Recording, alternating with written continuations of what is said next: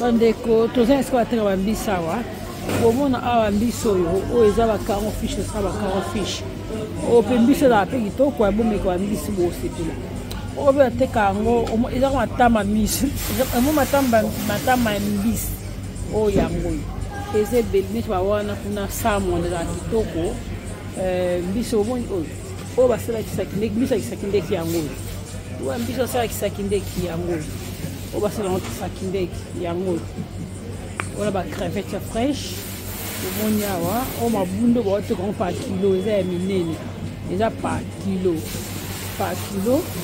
oyo ino tobenga makoko yango oyo azalaka goût makoko mpe oyo ozonga makoko azalaka goût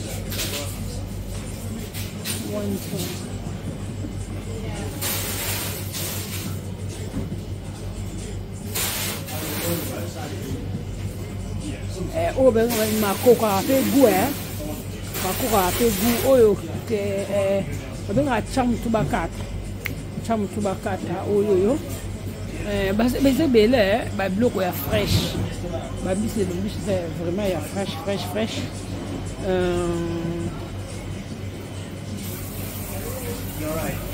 oyo babisa fraîche bomona wana oyo babenga mbembe bambembe wana kuna eza ya fraîche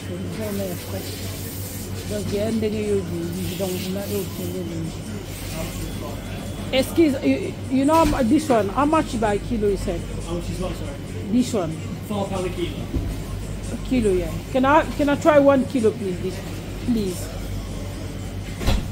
Kito, babisi binga makoko bisko imona na neti ezala lokola mwindu wa kisasa. Ewa jaba miso makoko wana.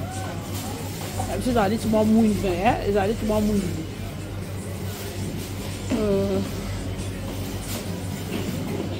Mogo kolea ya frigo za bio. Can I try this one 1 kilo? Probably get like 2. 2 for 1 kilo, yeah? Okay, try. Oh no, you have one.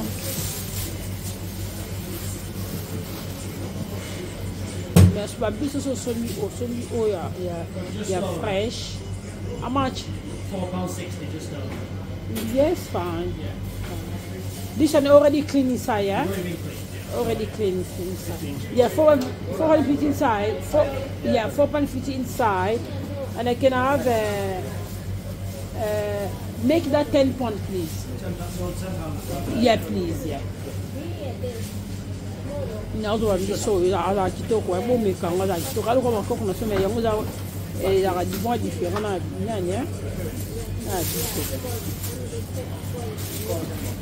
with that you get a 10 pounds, yeah. Yeah, no more just share, So £9.80. £9.80. It's fine. Yeah. Now this 5 na presque 10 livres au monde. Anything else? No, fine, thank you. Can I pay by card, yeah? Just one piece? Yeah, just one. Okay, take the skin off, is that alright? Yeah. Is that a way you can do that? I need that one. But repair, yeah, fresh and na sisi siko na suyoneshi eza babitwa ka bitwa mbiso bateka pe bitwa mbiso donc bitwa mbiso na moko eza 2 livres na biso bitwa mbiso so la mbiongo pe misunye na kati comme on so pe mbola belimwe na biso na basomba oba mbiso salmon wana o rouge salmon wana fresh na ngoya kitoko so mituna ngo bateka baoteka oyo yango oyo babenga makoko sikoyo no kende na wetu bateka mwa biloko mwa primo kwa bien na sali live mwa mukie ba ola vanga 4 ta connaissez za bien na sai mwa video oyo msusu teka peka bango eza Wenze ba teka biloko bele so bidanga sikula msuba somba tamboli bato basomba esika ngo alinga so donc sikoyo eza bapeshe baye koteka biloko bango eza ya bio biloko mosusu oyo bavanti batia na congete bakiti prix mais oyo ya fraîche osumango prix différent neti moyo basambaka basalakisaki ndeki yango oyo o basala kisaki ndeki yango Cibré. na osomba ngo prochainement soki na été nasala ngo nini nasala ngo banini to mabundu na biso akisa o mabundu oyo eza mabundu soki 12 na 10 livres mabundu oyo mais eza ya fresh ta basardine na biso mais eza ya fresh sikoyo naobima na wenze